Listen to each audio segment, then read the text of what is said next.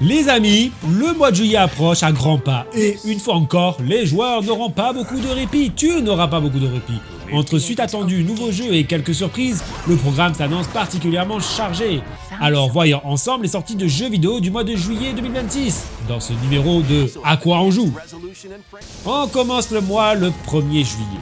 Après le succès du premier épisode, Iron Life 2 revient avec son mélange unique de FPS, d'humour complètement déjanté et d'armes parlantes. Cette suite nous entraîne dans une nouvelle aventure galactique où le joueur devra une fois encore affronter des organisations extraterrestres menaçant la galaxie. Les développeurs promettent davantage de liberté dans l'exploration, des environnements plus vastes et plus variés, ainsi qu'un casting inédit d'armes vivantes. Chacune possède sa propre personnalité et ses capacités uniques, et tu peux retrouver mon test sur ma chaîne. On enchaîne le 2 juillet avec Rhythm Heaven Groove. Nintendo ressuscite enfin l'une de ses licences les plus appréciées des amateurs de jeux de rythme. Rhythm Heaven Groove reprend la formule qui a fait le succès de la série. Des mini-jeux musicaux simples à comprendre, mais particulièrement exigeants lorsqu'il s'agit d'obtenir le score parfait. Cette nouvelle version introduit de nouveaux défis inédits, de nouvelles musiques et une direction artistique modernisée.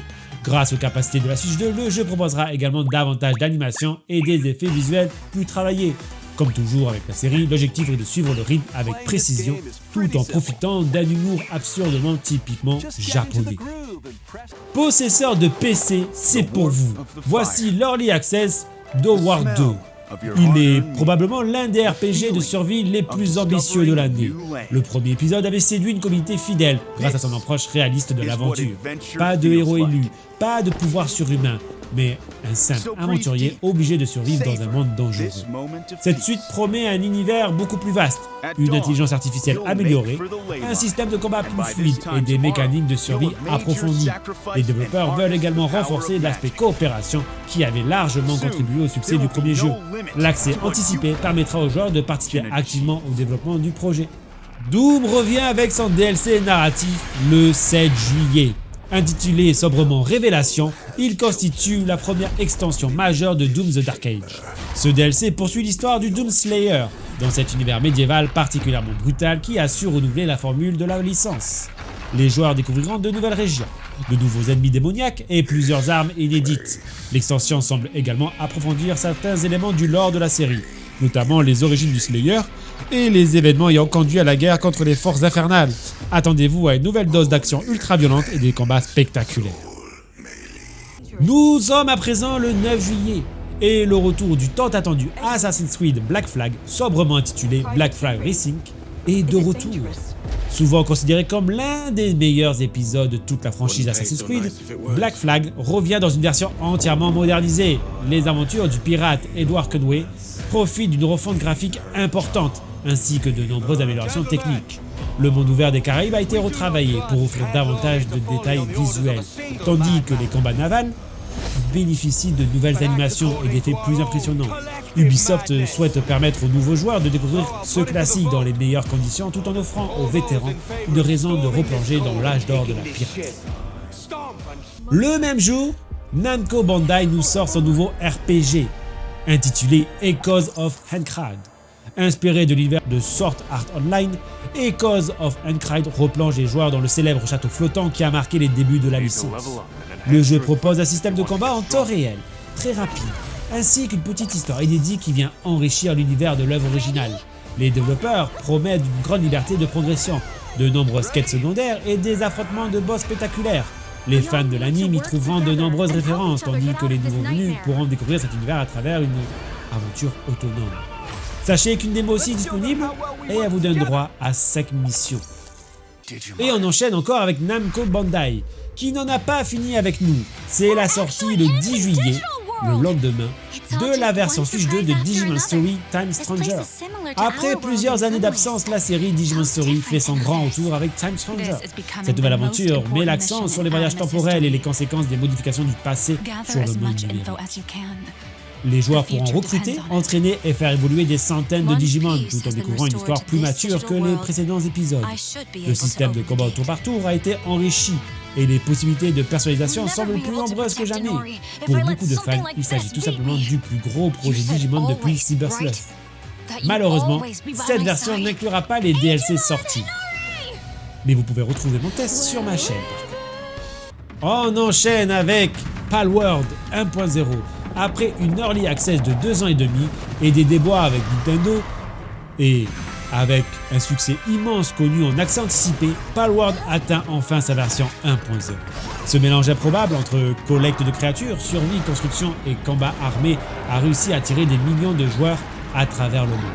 Cette version finale introduit de nouvelles régions, davantage de créatures à capturer, un équilibrage général ainsi que plusieurs fonctionnalités communautaires attendues depuis longtemps.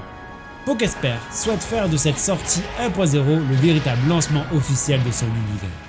Et on enchaîne avec Nintendo. Le 23 juillet, Nintendo décide d'offrir un mode solo à sa licence à succès multijoueur Splatoon. Splatoon Riders représente une étape importante dans la licence de Nintendo puisqu'il s'agit de son premier véritable spin-off. Contrairement aux épisodes principaux centrés sur le multijoueur comme je vous disais compétitif, Riders privilégie l'aventure et l'exploration. Les joueurs partiront à la découverte d'une mystérieuse région inexplorée où ils devront survivre, résoudre des énigmes et affronter diverses menaces. Nintendo semble pouvoir développer davantage l'univers de Splatoon tout en proposant une expérience capable de séduire les amateurs des jeux solo. On arrive sur la fin du mois et ça n'en finit plus, car le 28 juillet arrive le remake du tout premier Halo, Halo Campaign Evolved. Véritable remake de Halo, le jeu qui a lancé la saga en 2001, Halo Campaign Evolved ne se contente pas d'un simple lifting graphique. Développé sous Unreal Engine 5, ce remake reconstruit entièrement la campagne originale avec de nouveaux graphismes, des cinématiques retravaillées, des contrôles modernisés et plusieurs ajouts de gameplay. Cette nouvelle version conserve l'histoire culte du Master Chief sur l'anneau Halo, mais ajoute également du contenu inédit avec l'opération Météorite, une campagne de 3 missions se déroulant avant les événements du jeu original et mettant en scène Master Chief et le sergent Johnson. Autre événement majeur, il s'agit du premier Halo à sortir officiellement sur PlayStation, marquant un tournant historique pour une franchise longtemps considérée comme le symbole de l'e-sport. Le même jour, un jeu indé, un jeu qui mérite l'attention. Mistfall Hunter s'inscrit dans la tendance des jeux d'extraction mais l'adapte à un univers dark fantasy particulièrement sombre.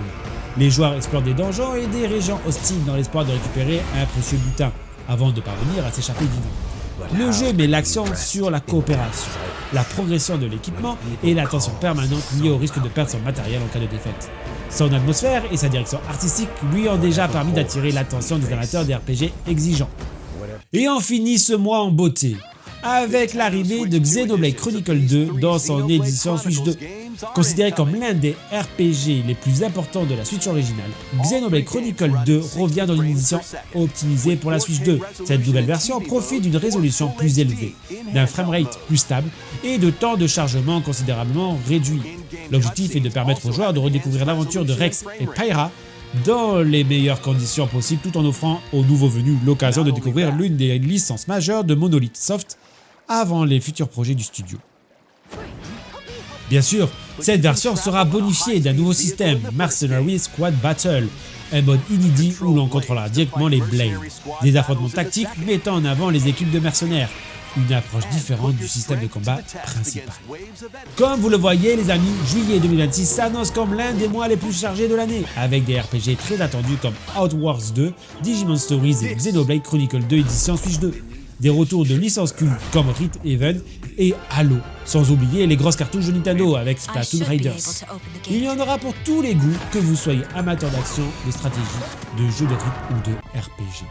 On se retrouve le mois prochain pour un nouveau À quoi on joue. En attendant, n'hésitez pas à vous abonner, à liker. Surtout, prenez soin de vous et bon jeu à tous.